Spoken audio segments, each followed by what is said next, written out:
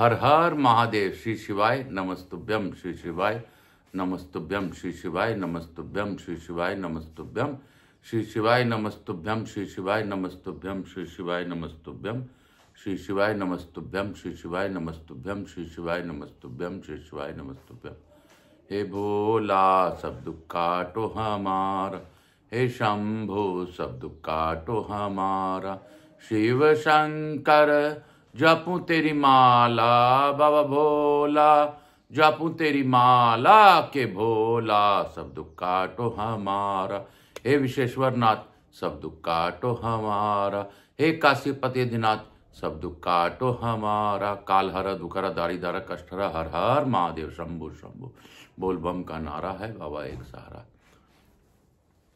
आज दिनांक 24 जनवरी 2025 आप सबको वंदन करते हुए मैं प्रथम पूज्य देव गणपति गणेश जी महाराज का आह्वान करता हूं तथा उनसे प्रार्थना करता हूं कि इस कथा स्थल पर पधार कर आवाज समझ देवी देवताओं को आने का मार्ग दें तथा आप प्रसन्न होइए। आप लंबोदर हैं, आप गजमुख हैं, आप गजानंद हैं, आप नवनिधि के दाता हैं, आप विघ्नहर्ता हैं, आप बुद्धि के दाता हैं। आप प्रसन्न होइए। आप गणों के नायक हैं, सभी देवताओं को आने का मार्ग देते हैं। आप सभी देवताओं को इस कथा स्थल पर पधारने का मार्ग दें और सभी देवताओं से हमें आशीर्वाद दिलवाने में हमारी सहायता करें। हे गणेश जी महाराज, आप प्रसन्न होकर मैं यहाँ के स्थान देवता, वास्तु देवता, ग्राम देवता, क्षेत्रपाल देवता, समस्त देवी देवताओं का आह्वान करता हूँ। मैं अपनी कुलदेवी के सरस्वती माता तथा अपने श्रोताओं के कुलदेवता कुलदेवी का भी आह्वान करता हूँ। मैं अपने पूर्वजों को भी वंदन करते हुए उनका भी आह्वान करता हूँ तथा अपने श्रोताओं के पूर्वजों का भी आह्वान करता हूँ। मैं अब यहाँ के समस्त देवी देवताओं से अनुरोध करते हुए स्कंद कुमार से भी अनुरोध करता हूँ कि आप स्कंद पुराण के इस अद्भुत कथा का श्रवण करने के लिए साक्षात विराजमान रहकर मैया पार्वती और भोलेनाथ के साथ इस कथा का श्रवण कर हमें अनुग्रहित करें। मैं अपने बाबा भोलेनाथ और मैया पार्वती से अनुरोध करता हूँ गौरबिंदोरा का आसन ग्रहण करें, भावपूर्वक इस कथा का श्रवण कर हम लोगों को आशीर्वाद प्रदान करें। हे बाबा, जैसी आपको इच्छा हो उस प्रकार कथा सुन लें, सुना लें और करवा लें। मैं आकाश राजगढ़िया बंसल गोत्र उमाशंकर नारायणी देवी कांता राजगढ़े का पुत्र आचार्य संगीत कृष्ण जी महाराज सांवरिया बाबा के नाम से विख्यात, वर्तमान में कुंभ क्षेत्र में रहकर उनसे मैं गुरु आज्ञा लेकर आज की कथा प्रारंभ करूंगा। और गुरु बिना ज्ञान कहाँ से आयो, यह सत्य है। उसी प्रकार यह भी सत्य है कि गुरु नहीं तो कुछ नहीं। गुरु ही है जो हमें मार्गदर्शन देते हैं, गुरु ही हैं जो हमारी सारी व्यवस्था करते हैं, गुरु ही हमारे जीवन में पिता क्या धर्म अपनाते हैं, गुरु ही हैं जो हमें सच्चे मार्ग में से भटकने से बचाते हैं, सच्चे मार्ग का राह दिखाते हैं। हमें गुरु का अनुसरण करना चाहिए। गुरु बिना कुछ नहीं है और गुरु तत्व के बिना कुछ नहीं। मैं बार बार गुरु तत्व पंडित प्रदीप जी मिश्रा को भी धन्यवाद देता हूँ कि उन्होंने मुझे 18वें पुराण के लिए प्रेरित किया और मैं इस कथा का श्रवण पठन कर आप लोगों के समक्ष प्रस्तुत कर रहा हूँ। आगे बाबा विश्वनाथ जाने, आप जाने और आपका काम जाने। काल हर दुखहर दारिद्र कष्ट हर, हर हर महादेव शंभु शंभु बोल बम का नारा है बाबा एक सहारा है। आज की कथा अद्भुत कथा है, फिर भी आज की कथा बाबा जैसी चाहे मुझसे करा ले। कल हम लोगों ने पढ़ा था कि सब वर्णों के लिए लोगों से उत्तम जन्म पाने में क्या लाभ, संपूर्ण शास्त्रों का विचार करने वाली विद्या से भी यदि श्रद्धा न हो तो क्या लाभ, जिसमें चित्त है में सदा भगवान शिव की भक्ति बनी रहती है, उससे बढ़कर तीनों लोकों में कौन पुरुष धन्य है। बोलो शंकर भगवान की जय। काशी काशी शिव काशी मोक्ष नगरी काशी की जय। सूत जी कहते हैं अंतरदेश में द्वेदरथ नामक एक ब्राह्मण थे। उनका जन्म उत्तम कुल में हुआ था। वे स्त्री पुत्र से संपन्न और विद्वान थे। ब्राह्मण की एक कन्या हुई जिसका नाम शारदा रखा गया। वह रूप और शुभ लक्षणों से सुशोभित कन्या जब 12 वर्ष की हुई तब उसे पद्मनाभ नामक एक प्रौढ़ ब्राह्मण ने मांगा। ब्राह्मण पद्मनाभ जी की पत्नी मर गई थी। वे बड़े धनी, शांत और राजा के मित्र थे। पिता ने उसकी याचना भंग होने के भय से अपनी कन्या उन्हें दे दी। दोपहर में विवाह करके पद्मनाभ जी ससुराल में सायकाल होने पर संध्योपासना करने के लिए एक सरोवर के तट पर गए। वहां विधि पूर्वक संध्योपासन करके जब लौटने लगे तब अंधकारपूर्ण मार्ग में एक सांप ने उन्हें काट लिया, इससे उनकी मृत्यु हो गई। विवाह करने के पश्चात सासा उनकी मृत्यु होने पर भाई बंधु रोने का विलाप करने लगे। सास ससुर और कन्या सभी शोकों में डूब गए। भाई बंधु मृतक का दाह संस्कार करके अपने अपने घर लौट गए। विधवा शारदा पिता के ही घर में रह गई। एक दिन ने ध्रुव नाम वाले कोई अंधे मुनि अपने शिष्य का हाथ पकड़े हुए शारदा के घर पर आए। मुनि बहुत वृद्ध हो गए थे। जिस समय वे घर पर पधारे सीता के भाई कहीं बाहर चले गए थे, अतः शारदा ही उनके समीप आई और इस प्रकार बोली, महाभाग, आपका स्वागत है, इस पीढ़े पर बैठिए। आप मुनिनाथ को मेरा नमस्कार है, आज्ञा दीजिए, मैं आपको कौन सा कार्य करूं। यों कहकर शारदा ने बड़े भक्ति भाव से मुनि के पैर धुलवाए, पंखे में हवा करके उन्हें संतुष्ट किया। थके मांदे मुनि को पीढ़े पर बिठाकर उनका विधि पूर्वक स्नान कराया और जब वे देव पूजा करके सुखपूर्वक आसन पर बैठे तब उन्हें आदर पूर्वक उत्तम अन्न भोजन कराया। भोजन करके तृप्त हो जाने जब वे मुनि आनंद से परिपूर्ण हुए तब अंध मुनि ने उस कन्या के लिए उत्तम आशीर्वाद दिए। भद्रे, तुम पति के साथ विहार करके सब गुण संपन्न श्रेष्ठ पुत्र प्राप्त करो और संसार बड़ी भारी कृति पाकर देवताओं के प्रसाद की अधिकारिणी बनो। अंध मुनि के द्वारा कहे हुए इस वचन को सुनकर शारदा बहुत विस्मित हुई और हाथ जोड़कर बोली, ब्राह्मण, आपका वचन सदा सत्य होता है, कभी झूठ नहीं होता, परंतु यह मुझे अभागिनी के लिए कैसे सफल होगा। मैं विधवा हूं, आपके इन आशीर्वादों को पात्र कैसे हो सकूंगी। मुनि बोले, सुबह तुम अंधे ने तुझे न देख सकने के कारण तुम्हारे लिए जो कुछ कहा है उसे मैं अवश्य सिद्ध करूंगा। तुम मेरी आज्ञा का पालन करो। यदि तुम उमा महेश्वर नामक व्रत करोगी तो उसके प्रभाव से सिद्ध ही कल्याण भागिनी होगी। शारदा ने कहा, ब्राह्मण, आपके बताए हुए दुष्कर व्रत का भी मैं यत्न पूर्वक पालन करूंगी। मुझे व्रत और उसका विधान विस्तार पूर्वक बताइए। मुनि बोले, चैत्र अथवा मार्गशीर्ष मास के शुक्ल पक्ष में शुभ दिन की इस व्रत का प्रारंभ करना चाहिए। अष्टमी, चतुर्दशी, अमावस्या अथवा पूर्णिमा को विधि पूर्वक संकल्प करके प्रातः काल स्नान करें। देवताओं और पितरों का तर्पण करके अपने घर आकर एक सुंदर मंडप बनावे जो 14वें आदि से अलंकृत हों, चंदावें आदि से अलंकृत हों। उसे फल फूल, पल्लव और बंधनवारों से सजाएं। बीच में 5 प्रकार के रंगों से कमल का चिन्ह अंकित करें।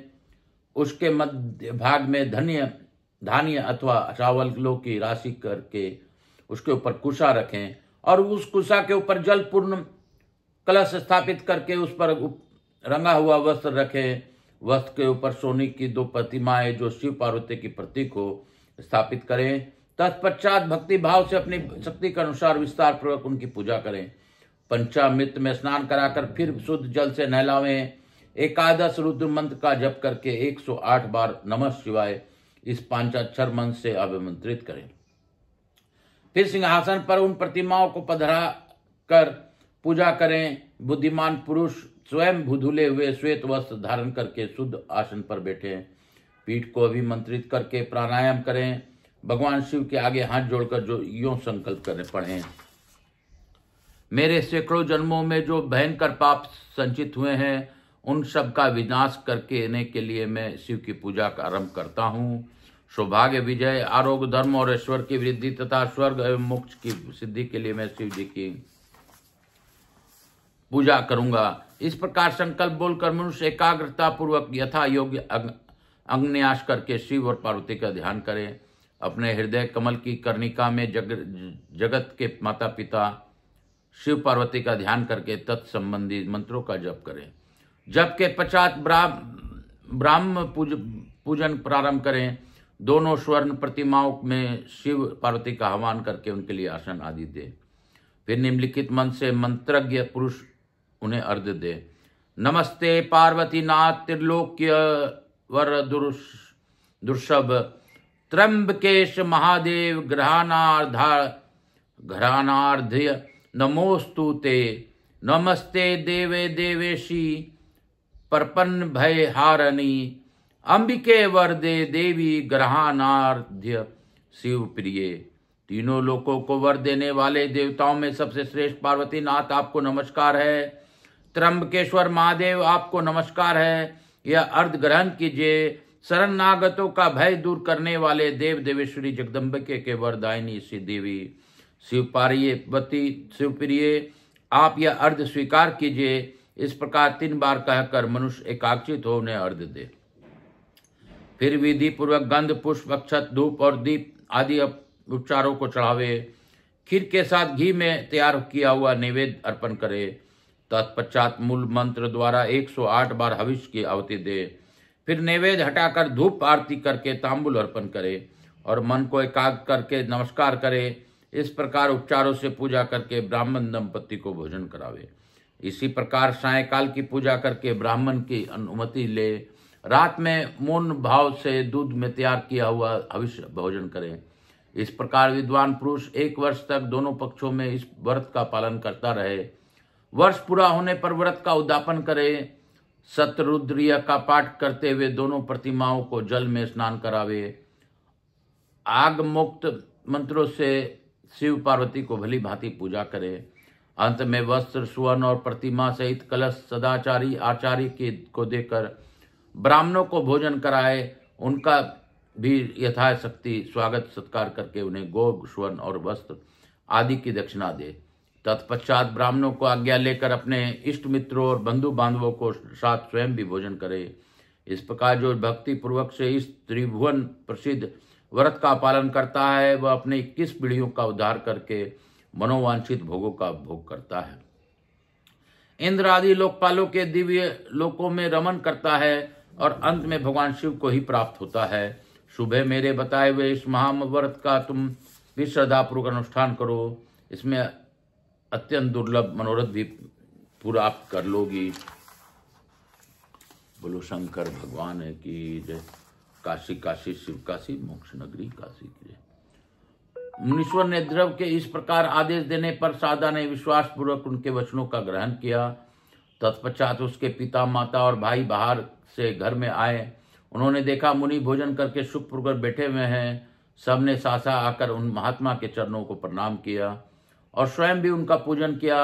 साध्वी शारदा ने इस श्रेष्ठ मुनि का पूजन किया है और मुनि ने उसे अनुग्रह पूर्वक व्रत का उपदेश दिया है। यह सुनकर उसके भाई बंधुओं को बड़ा हर्ष हुआ। वे सब हाथ जोड़कर बोले, मुने, आज आपके आगमन मात्र से हम सब लोग धन्य हो गए। हमारा समस्त कुल पवित्र हो गया और यह घर भी सार्थक हो गया। आप हमारे घर के पास ही निवास करें और जो यह घर का मठ है यह स्नान पूजा के लिए बहुत उपयोगी है, अतः इसी में रहिए। इस प्रकार प्रार्थना करने पर उन मुनि श्रेष्ठ ने बहुत अच्छा कहकर ब्राह्मण के उत्तम मठ में निवास किया। इस प्रकार मुनि के समीप नियम में मन लगाकर इस महाव्रत का पालन करती हुई शारदा का 1 वर्ष पूरा हो गया। वर्ष व्यतीत होने पर उसने पिता के घर में ही ब्राह्मण भोजन पूर्वक भली भांति व्रत का उद्यापन किया। उन ब्राह्मणों को यथायोग दक्षिणा देकर प्रणाम पूर्वक विदा किया। माता पिता ने उसके इस कार्य को बड़ी प्रशंसा की। शारदा उस दिन भी उपवास करके नियम पालन पूर्वक महात्मा ने ध्रुव के बताए हुए उत्तम मंत्र का जप करती रही। तदंतर प्रदोष काल में आने पर अब उसने भगवान शंकर का पूजन किया और घर में पास वाले मठ में भगवान शिव का ध्यान करते हुए साध्वी शारदा रात भर भगवान शिव के समीप जागती रही। शारदा की भक्ति और मुनि की तपस्या एवं समाधि से संतुष्ट होकर जगत माता पार्वती उनके सामने प्रकट हुई। उनके प्रकट होते ही अंधे मुनि को 2 नेत्र प्राप्त हो गए।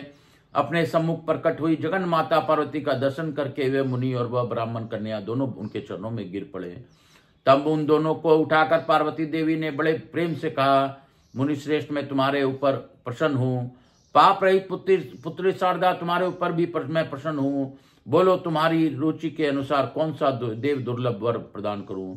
मुनि बोले, देवी, यह शारदा नाम की कन्या विधवा हो गई है। मैंने अंध होने के कारण इस बात को न जानकर इसकी सेवा में संतुष्ट हो यह आशीर्वाद दिया कि तुम अपने पति के साथ चिरकाल तक विहार करके उत्तम पुत्र प्राप्त करो। जगदम्बा, आप मेरे इस वचन को सत्य करें।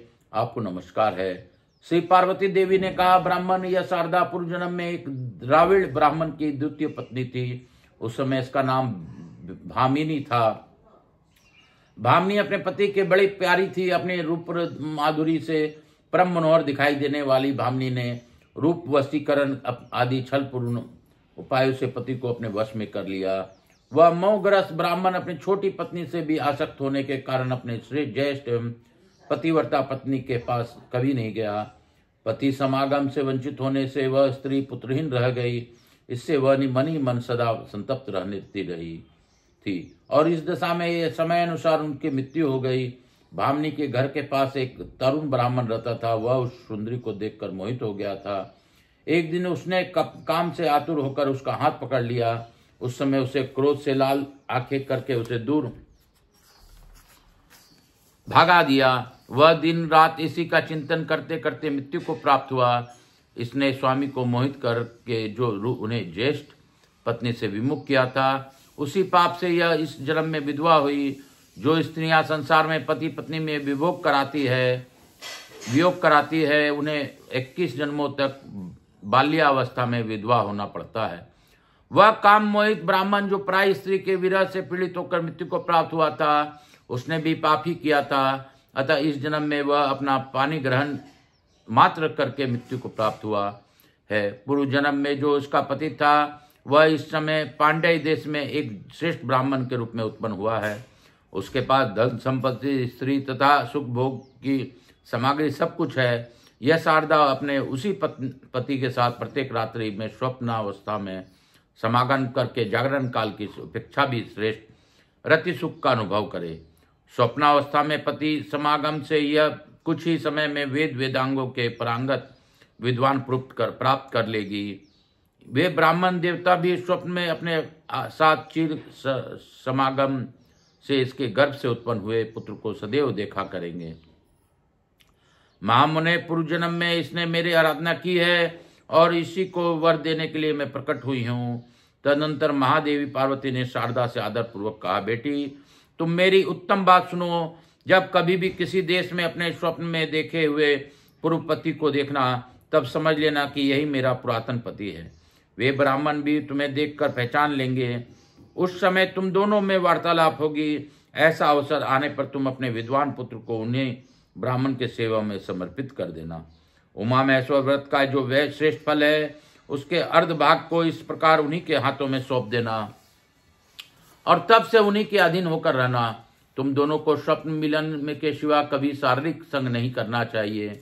समय आने पर वे श्रेष्ठ ब्राह्मण जब मृत्यु को प्राप्त होंगे, तब उन्हीं के साथ चिता की अग्नि में प्रवेश करके तुम मेरे धाम को प्राप्त होगी।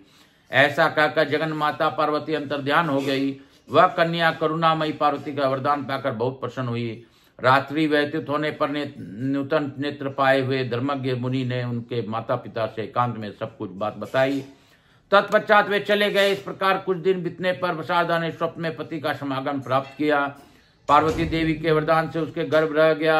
उस विधवा को पर गर्भवती हुई सुनकर सब लोग वह भी चारणी कहकर उसे धिक्कार देने लगे।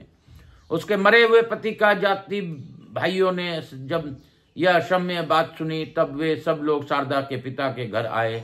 गांव के बड़े बूढ़े पंडित भी आए। सबने कुल की वृद्ध पुरुषों के साथ बैठकर गोष्ठी की। लज्जा से नतमुख हुई गर्भवती शारदा को बुलाकर कुछ लोग बड़े क्रोध से भरकर उसे डांटने लगे। कुछ लोगों ने उसकी ओर से मुंह फेर लिया। कुछ निर्दयी विरुद्धों ने अपने निर्णय इस प्रकार व्यक्त किया, वह पाप बुद्धि वाली कन्या दोनों कुलों का नाश करने वाली है। इसके केस मुंडवाकर नाक और कान काट दिए जाएं और इसे कुल और जाति के बहिष्कृत करके गांव से बाहर निकाल दिया जाए। यह सुनकर सब लोग ऐसा ही करने का तैयार हो गए। इसी समय सबको आकाशवाणी सुनाई पड़ी, इस कन्या ने न तो कोई पाप किया है, न कुल के में कलंक लगाया है और न इसके पतिव्रत का भंग भी हुआ है। यह सदाचार परायण स्त्री है। इसके बाद जो लोग भी इस उल्टा या व्यभिचारिणी कहेंगे, उन पाप मोहित मनुष्यों की जिह्वा तत्काल विदीर्ण हो जाएगी। इस प्रकार आकाशवाणी सुनकर उसके माता पिता आदि सब लोग को बड़ा हर्ष हुआ। कुछ अविश्वासी मनुष्य बोल उठे, यह आकाशवाणी झूठी है। इतना कहते उनकी जिह्वा दो टुक हो गई। फिर तो सब जाति भाई बंधु बांधव, स्त्रियां और बड़े बूढ़े साधु साधु कहकर शारदा की प्रशंसा करने लगे। कुल की स्त्रियां प्रसन्न हो गई। दूसरे लोग कहने लगे देवता झूठ नहीं बोलते, परंतु यह समझ में नहीं आता कि इसने कैसे गर्भ धारण किया। इस प्रकार संशय में पड़े हुए लोगों को देखकर लोक तत्व को जानने वाले एक वृद्ध ने पुरुष से कहा, यह जो कुछ देखने और सुनने में आता है वह संपूर्ण विश्व मायामय है। इस क्षणभंगुर संसार में अकथनीय और असंभव बातें भी माया से होती रहती है। माया ईश्वर के अधीन है, अतः इस ईश्वर की लीला को रहस्य कौन जानता है। सत्यवती मछली के पेट से पैदा हुई और महिषासुर भैंस के गर्भ से उत्पन्न हुआ है। वसुदेव से रोहिणी के गर्भ से पुत्र का जन्म हुआ। मुनि के साप से शाम के पेट से मुसल पैदा हुआ और मुनियों से मंत्र बल से राजा वानासुर से के भी गर्भ रह गया था। इसी प्रकार यह कल्याणमयी सती शारदा भी अपने महान व्रत के प्रभाव से गर्भवती हुई है। यह बात निश्चय पूर्वक कही जा सकती है। इस विषय में स्त्रियां ही इसे एकांत में ले जाकर सच्ची बात पूछे। इस निश्चय के अनुसार स्त्रियों ने उसे एकांत में ले जाकर इस विषय में पूछा। शारदा ने उन स्त्रियों को अपनी अत्यंत अद्भुत वृत्तांत पूर्ण रूप से कह सुनाई। यथार्थ बात का पता लगने पर सब लोग उस सती का आदर करके प्रशंसित हो अपने अपने घर को चले गए। तदंतर शुभ समय आने पर शुद्ध अंतकरण वाली शारदा ने बाल्य सूर्य के समान तेजस्वी बालक को जन्म दिया। वह कुमार बाल्यावस्था में ही बहुत अधिक विद्या प्राप्त करके परम बुद्धिमान हो गया। तत्पश्चात गुरु ने समय पर उसका उपनयन संस्कार किया। वह लोक मनोहर बालक लोक में शारदेय नाम से विख्यात हुआ। उसने 8वें वर्ष में आयु में ऋग्वेद, 9वें वर्ष में यजुर्वेद और 10वें वर्ष में सामवेद को लीला पूर्वक पढ़ डाला। तदंतर त्रिलोक पूजित शिव पर्व प्राप्त होने पर जब सब देशों के निवासी मनुष्य गोकर्ण तीर्थ में जाने लगे, सती शारदा भी अपने पुत्र के साथ गोकर्ण तीर्थ में गई। वहां उसने अपने पूर्व जन्म के पति को, जिनके स्वप्न में सदा ही दर्शन किया करता आया हुआ देखा। वे ब्राह्मण बंधुओं से घिरे हुए थे। उन्हें देखकर शारदा प्रेम मग्न हो गई और उन्हीं की ओर दृष्टि लगाए खड़ी रही। ब्राह्मण भी रूप और लक्षणों से पहचानी हुई तथा स्वप्न में सदा भोगी जाने वाली उस स्त्री को और स्वप्न में ही अपने उत्पन्न हुए इस कुमार को देखकर आश्चर्यचकित हो उसके समीप आए और इस प्रकार बोले, कल्याणी तुम कौन हो, किसकी स्त्री हो, कौन तुम्हारा देश है और किसकी पुत्री हो। उसके द्वारा इस प्रकार पूछे जाने पर उस स्त्री ने बाल्यावस्था में अपने विधवा होने का सब वृत्तांत कहा। तब ब्राह्मण ने पुनः प्रश्न किया, देवी यह इसका किसका पुत्र है? चंद्रमा के समान सुंदर इस बालक को तुमने कैसे गर्भ में धारण किया है? शारदा बोली, स्वामी यह सब विद्याओं में विशारद मेरा भी पुत्र है। मेरा ही नाम पर इसका लोग शारदेय कहते हैं। उसकी यह बात सुनकर श्रेष्ठ ब्राह्मण हंसकर बोले, देवी तुम्हारा पति तो पानी ग्रहण मात्र करके मर गया, फिर इसके पुत्र का जन्म कैसे हुआ, इसका कारण बताओ। शारदा बोली, महामते परिहास में कोई लाभ नहीं।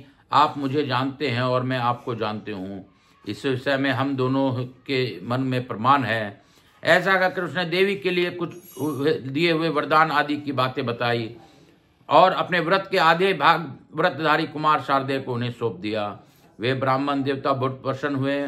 उन्होंने कुमार का हृदय से लगा लिया और शारदा के माता पिता आज्ञा लेकर शारदा तथा उस बालक को अपने घर बुला ले गए। ब्राह्मण के घर में शारदा ने कई मास व्यतीत किए। जब उनकी मृत्यु हो गई तब उन्हीं के साथ चिता की अग्नि में प्रवेश करके उसने उनका अनुसरण किया। फिर भी दोनों दिव्य दंपत्ति होकर दिव्य विमान पर बैठे और भगवान शिव के लोक में चले गए। इस प्रकार मैंने यह पवित्र उपाख्यान सुनाया जो पढ़ने और सुनने वालों को भोग और मोक्ष प्रदान करने वाला है। प्रतिदिन भगवत संबंधी उत्तम कथा के श्रवण से मनुष्य परम गति को प्राप्त होता है। पुण्य क्षेत्र में निवास करने से चित्त शुद्ध होता है। उत्तम कथा के सुनने से मनुष्य जिस प्रकार उत्तम गति को पाता है उस प्रकार अन्य उत्तम व्रतों से नहीं।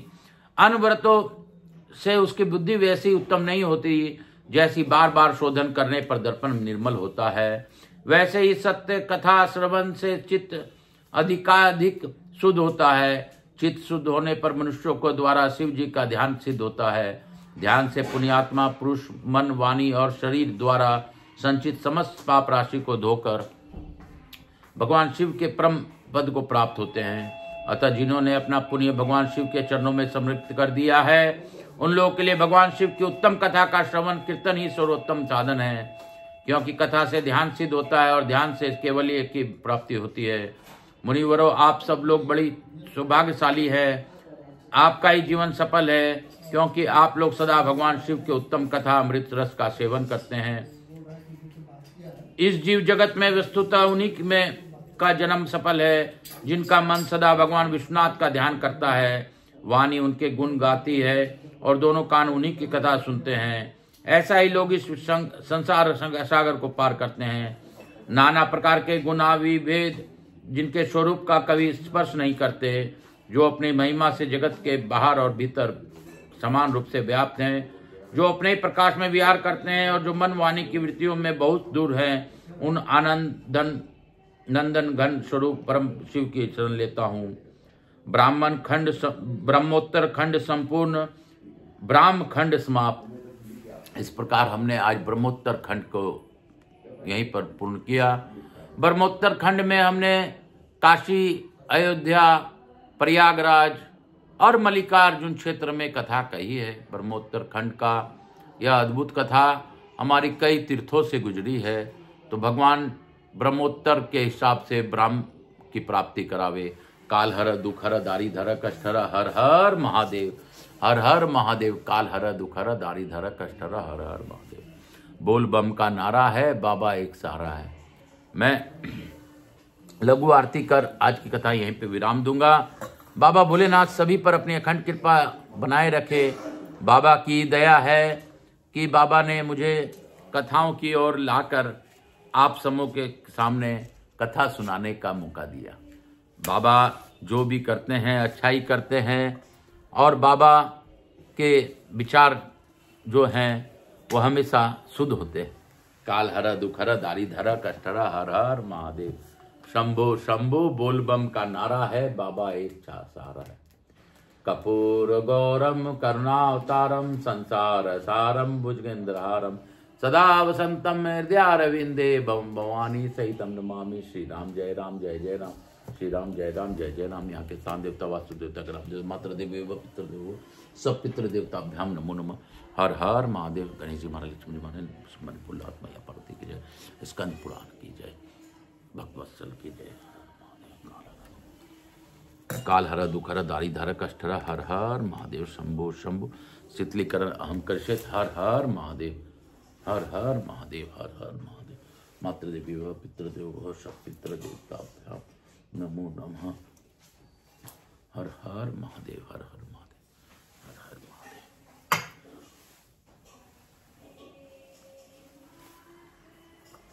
मैं प्रथम पूज्य देव गणपति गणेश जी महाराज, लक्ष्मी जी महाराज, रिद्धि सिद्धि शुभ लाभ से कुबेर जी महाराज से अनुरोध करता हूँ कि हमारे यहाँ निवास रहकर कृपा बनाए रखें। आवाज समझ देवी देवताओं से अनुरोध करता हूँ कि आप अपने हम सभी लोगों को आशीर्वाद प्रदान कर अपने स्थान को गमन करें, पुनः बुलाने पर पधार कर हमें आशीर्वाद प्रदान करें। मैं अपने भोलेनाथ मैया पार्वती को धन्यवाद देता हूं कि उन्होंने भावपूर्वक इस उमा महेश्वर खंड का समापन के साथ ब्रह्मोत्तर खंड आज पूर्ण करवाया। बाबा भोलेनाथ सभी पर अपनी अखंड कृपा बनाए रखें और सभी का कल्याण हो। जो अच्छे भाव से इस कथा का श्रवण करे उनकी अच्छी भावना उत्पन्न हो, और जो इस कथा को सब्सक्राइब करते हुए श्रवण करते हैं उनके जीवन में बाबा हमेशा साथ दे अच्छे कर्मों में। तो बाबा भोलेनाथ सभी की रक्षा करते हुए बाबा सभी को जानते हैं। बाबा जैसा करे, काल हर दुख हर दारी धर कष्ट हर, हर हर महादेव। शंभो शंभो बोल बम का नारा है, बाबा एक सहारा। हर हर महादेव, हर हर महादेव। बोलो बम काशी काशी शिव काशी मोक्ष नगरी काशी की जय।